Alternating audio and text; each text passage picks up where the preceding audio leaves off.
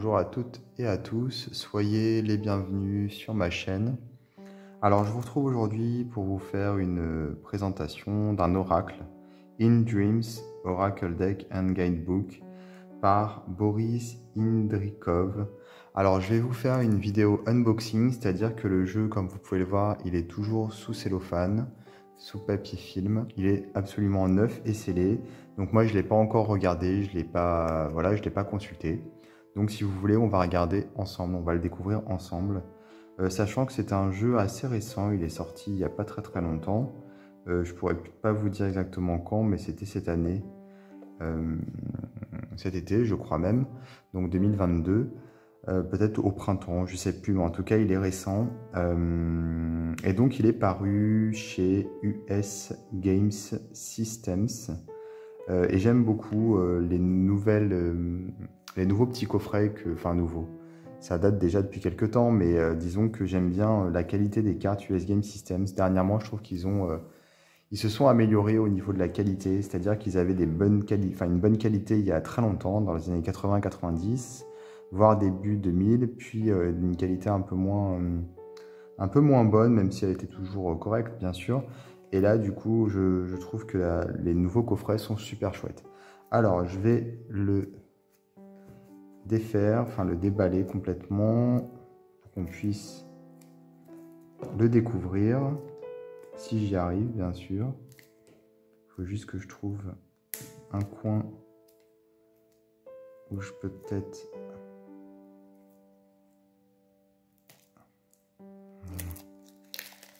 Voilà. Alors dernièrement, j'ai pas beaucoup de temps, j'avoue, donc je fais peu de vidéos, peu de reviews. Donc je suis content de vous retrouver là pour vous présenter une nouveauté et surtout la découvrir en même temps que vous. Voilà, donc ici, il y a vraiment apparemment ce qui est écrit à l'arrière. Donc le but ici, c'est faire de la divination des rêves, hein, si vous voulez. Donc l'artiste est russe. Voilà, donc on est sur quelque chose d'assez surréaliste, hein, et également qui flirte avec l'art nouveau. Donc c'est plutôt intéressant comme combinaison. Donc apparemment l'oracle est divisé en 4 catégories. Pour chacune d'elles, lui est associé un élément et également comment dire, un aspect de la vie humaine. Voilà. Et il y a une carte bonus qui nous permet de nous connecter à notre intuition. Et on a également un guidebook de 56 pages pour qu'on puisse voilà, interpréter le jeu. Alors la boîte est chouette, elle est assez douce au toucher et elle n'est pas brillante du tout, elle est mate, ça j'aime beaucoup. Donc le guidebook et les cartes. Alors on va commencer avec le petit guidebook.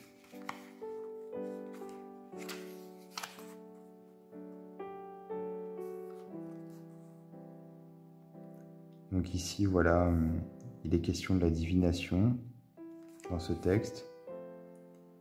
D'une manière générale, les différentes formes de divination qui ont existé tout au long des siècles et des siècles. On parle ici du Viking, notamment en Chine, voilà, alors qu'en Occident, les méthodes sont un petit peu différentes. Donc l'auteur nous explique qu'il a toujours été fasciné par les méthodes de divination, et particulièrement par le livre de la transformation du Viking. Hein, vraiment, il en parle beaucoup. Ici, notamment... il explique que voilà, toutes ces méthodes de divination sont aussi des méthodes de développement personnel, hein, voire des méthodes qui peuvent être utilisées pour quelque part aider aussi au niveau psychanalytique. Donc il y a 41 cartes dans le jeu, voilà, il y a les 40 cartes, on va dire, principal, hein, puisqu'il y a une carte en plus, comme le disait l'arrière du coffret. Donc il y a 4 groupes, hein, chacun des groupes est identifié par une couleur. Donc voilà, comme les cartes à jouer, c'est ce qu'il explique. Chaque groupe représente, correspond à un élément et également à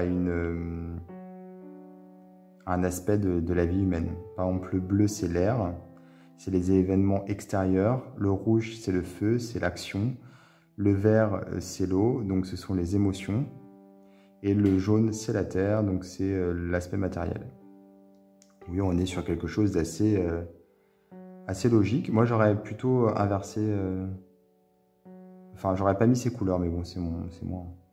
Parce que le bleu, j'aurais plutôt mis pour l'eau, au final, les émotions. Pour l'air, j'aurais plutôt mis du jaune, en fait. Et le vert, plutôt la terre. J'aurais gardé le rouge, par contre, pour le feu. Mais bon, voilà. Et donc, les cartes sont aussi divisées en 10 catégories qui représentent les interactions avec...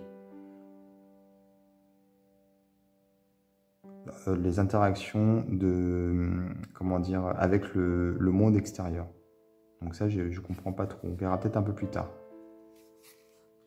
Et pour le Joker, si jamais il ressort, il dit qu'il faut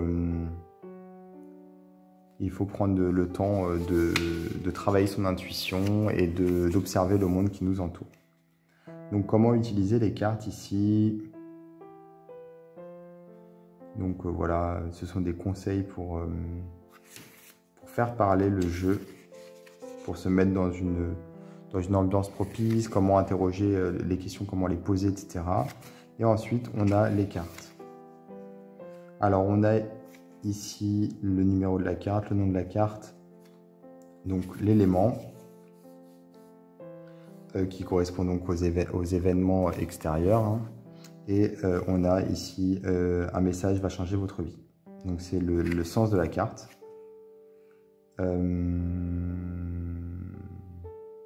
Le nom de la carte, c'est bizarre parce que c'est le même. Alors, play, pourquoi? Ah oui, c'est peut-être ça, les 10 catégories dont il parlait en fait. Et ensuite, on a une citation. Une citation ici, donc de Charles Darwin, ici. Ici, il y a une citation, mais on ne sait pas de qui c'est, donc j'imagine que c'est plutôt un dicton, quelque chose comme ça. Bon, pour le texte des cartes, hein, il s'est pas foulé l'auteur. Mais bon, a priori, c'est surtout que c'est lui qui a illustré, donc c'est l'artiste. Peut-être qu'il n'est pas forcément doué pour l'écriture. Mais c'est vrai qu'il n'y a vraiment pas grand-chose à part effectivement une phrase. Et puis une citation, mais qui n'est pas de lui du coup. Donc on a effectivement des catégories. Je pense qu'on doit avoir 4 cartes par catégorie, vu qu'il y en a 10. Ouais, c'est ça. Donc c'est pas le nom de la carte, c'est le nom de la catégorie. Donc la carte n'a pas forcément de nom a priori. Et ensuite un texte sur l'artiste. Donc voilà pour le petit guidebook qui laisse un peu sur sa fin. On va regarder les cartes maintenant. Alors.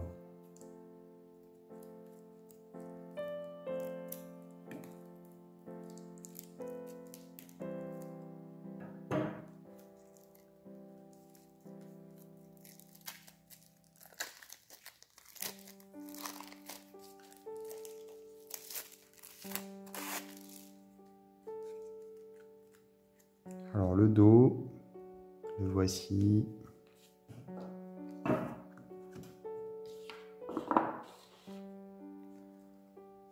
On a des cartes qui sont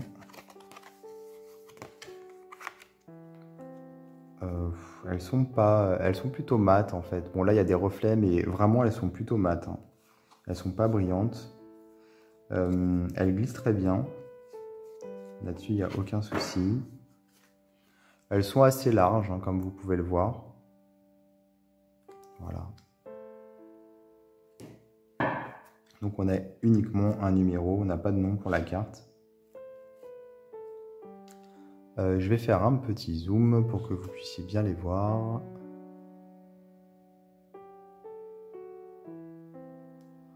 Voilà, je pense que là, ce sera plus sympa.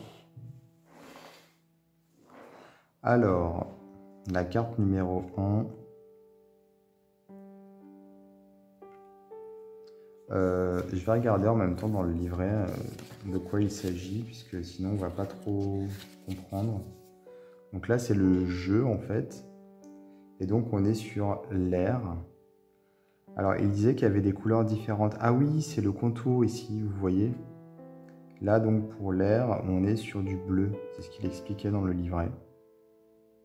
Par contre, pour différencier les catégories, est-ce qu'on a quelque chose? Peut-être que le numéro va changer de couleur. On va regarder ça. Non. En fait, on ne peut pas différencier forcément les catégories au niveau de la carte directement. Alors, play, j'ai l'impression que c'est des instruments de musique principalement. Donc là, on est sur qu'un message va changer votre vie. Et ici, on est sur le feu, donc l'action.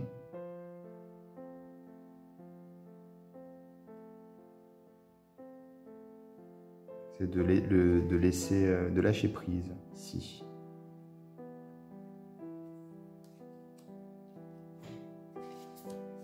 Celle-ci, on est sur l'eau, donc les émotions, recevoir les nouvelles émotions, essayer quelque chose de nouveau, d'inédit. Je ne vais pas toutes les faire, je vais juste vous en dire quelques-unes. Et là, ici, on est sur la terre. Donc la terre qui, de mémoire, devait être jaune, je crois. Alors attendez, je regarde. Ouais, jaune. Bah là, je vois pas trop où est le jaune pour le coup. Plutôt du marron foncé. Ouais. Donc là, c'est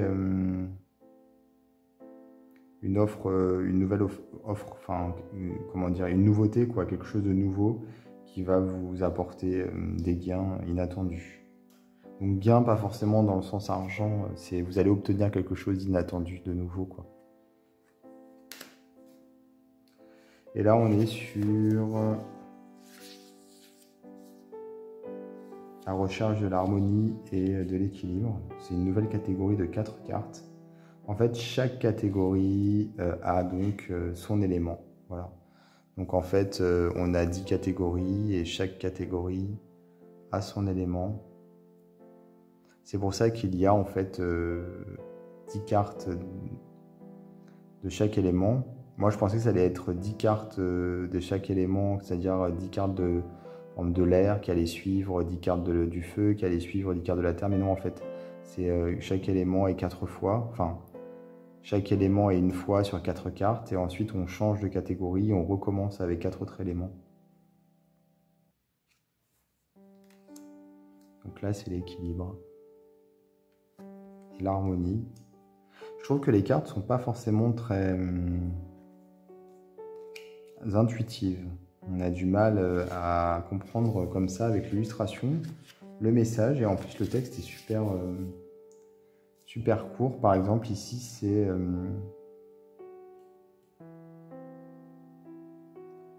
la confiance qui revient, la vie qui reprend de l'ordre et l'équilibre qui est retrouvé.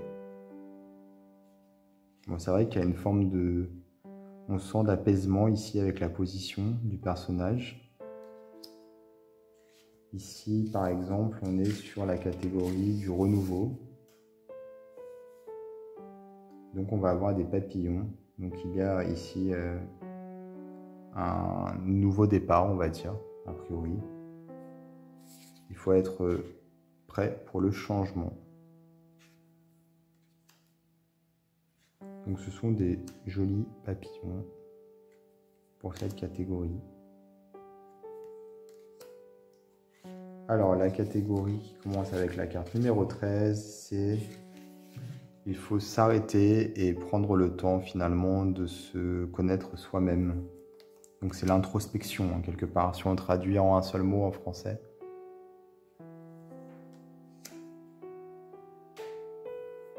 Certaines sont très jolies. Hein.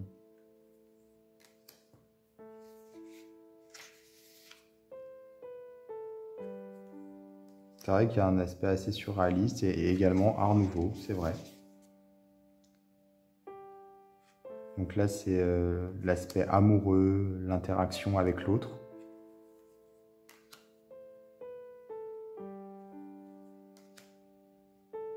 On voit puisqu'il y a deux personnages en fait. Celle-ci est très très belle. Celle-ci, c'est donc la catégorie de concevoir, créer. La création, quoi, la créativité. Voilà. On voit qu'il est vraiment lié à la musique, hein, cet artiste. Puis ici, on est sur la perception, l'apprentissage, le fait d'être connecté en fait, quelque part.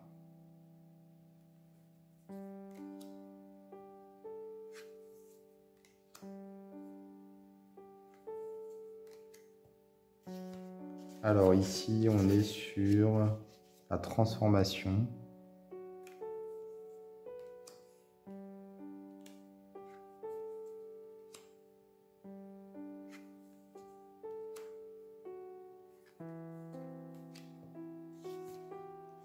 Et ici, on est sur le rêve, puisque de toute façon, c'était le thème de l'oracle. Hein, donc ça va être la catégorie la plus éloquente, ou je ne sais pas comment dire, mais oui.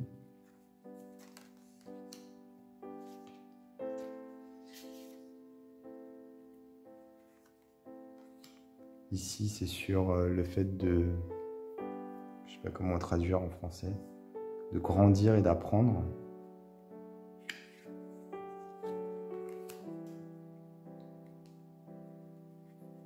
Il y a une notion d'expansion, en fait, expansion du savoir.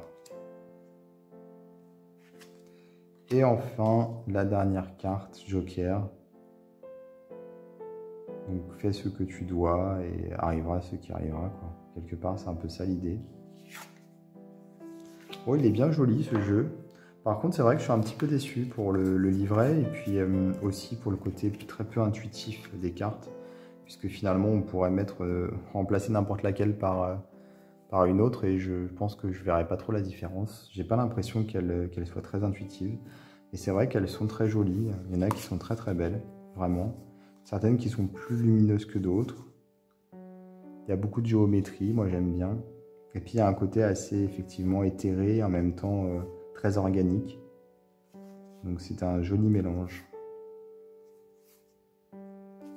Ouais. Donc In Dreams, Oracle Deck chez US Games Systems. Voilà. Alors n'hésitez pas à vous abonner à ma chaîne, à activer les notifications. Et moi je vous dis à bientôt pour d'autres vidéos.